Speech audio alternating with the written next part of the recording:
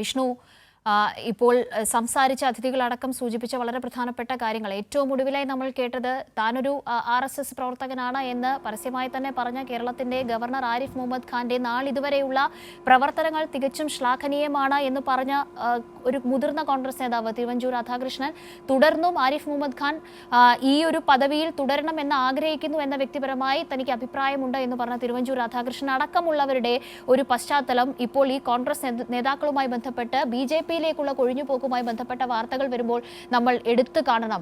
തീർച്ചയായും സംസ്ഥാനത്തെ കോൺഗ്രസ് നേതാക്കൾക്ക് ഈ ഒരു വിഷയത്തിൽ മറുപടി പറഞ്ഞേ മതിയാവുകയുള്ളൂ. ഈ നിലയ്ക്ക് തുടരെ മുതിർന്ന കോൺഗ്രസ് നേതാക്കൾ BJP-യിലേക്ക് പോകാൻ സന്നദ്ധത അറിയിക്കുന്നു എന്നതുമായി ബന്ധപ്പെട്ട വാർത്തകൾ വന്നുകൊണ്ടേയിരിക്കുകയാണ്.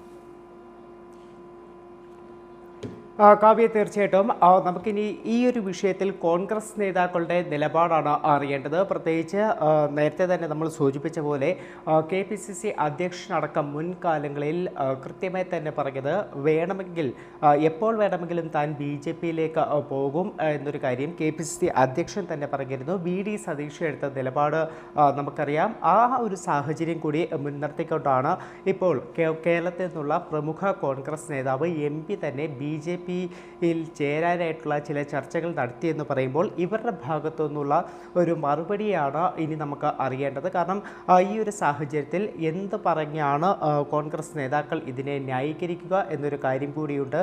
പ്രത്യേകിച്ച് ഈ ഒരു BJP പ്രവേശനം എന്ന് പറയുന്നത് അത് നമ്മൾ ദേശീയ തലത്തിൽ എപ്പോഴും കാണുന്നതാണ്. അത് പുതിയൊരു സംഭവമല്ല. പക്ഷേ കേരളത്തിൽ നേരത്തെ നമ്മൾ പറഞ്ഞതുപോലെ അത് ഈ അടുത്ത കാലത്തായിട്ടാണ് ഇത്തരത്തിൽ ഒരു BJP പ്രവേശനം കോൺഗ്രസ് നേതാക്കൾ നടത്തുന്നത്. അതിൻ്റെ ഏറ്റവും വലിയ ഉദാഹരണമായിരുന്നു പത്മജ വേണുഗോപാലും അതോടൊപ്പം തന്നെ അനിൽ ആൻ്റണിയും. ഇപ്പോൾ പത്മജ തന്നെ പറഞ്ഞ പ്രകാരം നിരവധി കോൺഗ്രസ് നേതാക്കൾ BJP-യിലേക്ക് ചേരാൻ സന്നദ്ധത പ്രകടിപ്പിക്കുന്നുണ്ട് എന്നൊരു കാര്യമാണ്.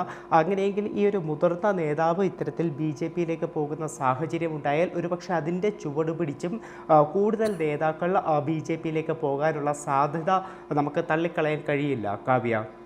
ശരി വിഷ്ണു, എന്തായാലും ഗുരുതരമായ സ്ഥിതിവിശേഷമാണ് സംസ്ഥാനത്ത് കോൺഗ്രസ് പാർട്ടിക്കുള്ളിൽ എന്നത് ഇപ്പോൾ മുതിർന്ന നേതാക്കളെങ്കിലും ചുരുങ്ങിയ പക്ഷം സ്ഥിരീകരിച്ചേ മതിയാവുകയുള്ളൂ. അത്രത്തോളം ഗൗരവ സ്വഭാവമുള്ള വിഷയങ്ങൾ പുറത്തു വരുന്നു. അതിൽ ഏറ്റവും ഒടുവിലായി വരുന്ന ദേശീയ തലത്തിൽ ചർച്ചയാവുന്ന വാർത്തയാണ് കേരളത്തിൽ നിന്നുള്ള മുതിർന്ന കോൺഗ്രസ് നേതാവ്, കേരളത്തിൽ നിന്നുള്ള മുതിർന്ന MP BJP-യിൽ ചേരാൻ സന്നദ്ധത ഇപ്പോൾ അറിയിച്ചു എന്നതുമായി ബന്ധപ്പെട്ട സൂചനകൾ. വിഷ്ണു തലവൂരാണ് സമഗ്ര വിവരങ്ങൾ ദില്ലിയിൽ നിന്നും നൽകിയത്.